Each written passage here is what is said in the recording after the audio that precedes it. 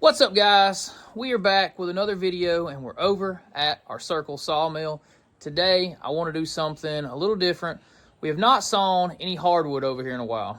We sawed poplar, technically hardwood, it's really soft. We're going to go and pick up some cherry for Mr. Wayne, who brought a bunch of these cherry logs out here, and we're going to turn one or two of those into some 2-inch live edge slabs for him. We got a bunch of those logs around here we got to go through, so I figured why not go ahead and start getting some of them cut up. Let me show you guys what we got to do before we get started here. So we got everything over here is greased up. Just got done oiling the carriage down. Got to fire up the mill, let her get warmed up. We're gonna go pick out our what would you say it would be called, Britt? The target here, the log. The size, the shape, whatever. Yeah, we had to go pick out one. We're gonna go pick out one. I want one that's gonna be decent size because we got a bunch of them to go through. There's probably 3,000-4,000 feet of them out here. There's a lot. There's at least 2,500-3,000 feet of cherry to go through, and some of them are little rinky-dink logs that don't have a whole lot of they don't have a lot of like material in them, but there's a couple good sized ones, and I want to pick out one of the bigger ones today and kind of slab it up because I got, if you didn't know, I've never said, but I can get a 17.5-inch board off the way that we're set up right here. That's how much of a board I can get, 17.5 inches. That's a big board. That's a big board. Let's find us a cherry log and let's put it on there.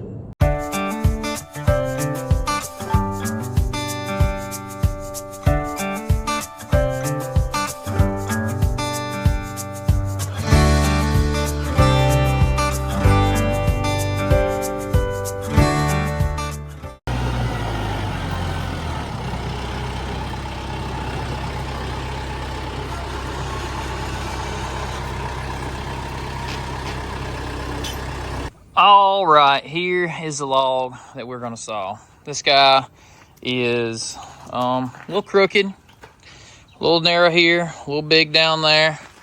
Not the best, but it's a cherry. We do have to get it from over there to here.